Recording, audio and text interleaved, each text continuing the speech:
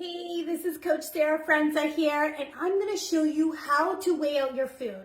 If you have never weighed out your food before, I'm going to show you this really simple and easy way that you can do this so that you can be really efficient at weighing out your food. So I'm going to turn my camera around. I'm going to show you on the scale exactly what's going on. And if you have any questions, please feel free to reach out to your coach, but this should make your weighing experience super, super easy and efficient. Okay, so we've got the food scale here, and what I'm going to do is I'm going to take the plate and I'm going to put it on the food scale. And the first thing that I'm going to do, you should first of all figure out which unit you're going to be using.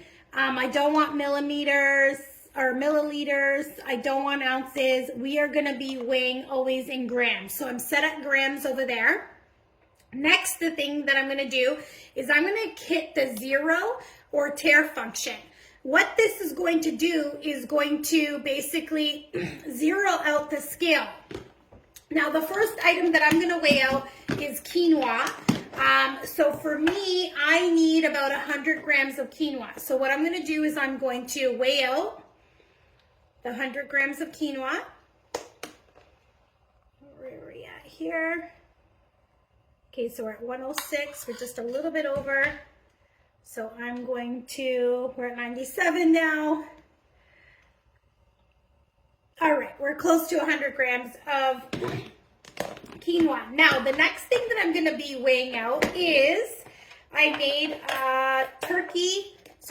chicken meatballs here, and the weight for that for me is 170 grams. So what I'm going to do is I'm going to zero out the scale, and now I'm going to weigh out 170 grams of my chicken balls because I just made this out of ground chicken and spices. Oh, sorry. Okay, I didn't completely zero that out. Sorry, so I have to zero that out. Now we're zeroed out. So now I'm going to weigh out the 170 grams of chicken. We're at 142. Okay, so we're about 171 grams of chicken. So now that's it. If I had something else that I need to weigh out like a cheese, again, I would zero this out. Click zero, and let's just say I needed to weigh out some cheese. Then I would add cheese to there, or let's just say the next item I wanted to add out. I know this is weird, but let's just say it was fruit. Then what I would do is zero that out and start weighing out my fruit, okay? Your next item. Okay, I hope that makes sense. The other thing I'm going to show you is a little trick that you could do for things like peanut butter. So I'm going to show you that trick next. Okay, next I've got almond butter. Now what I could do is I'm going to put all of this on here with the almond butter on there.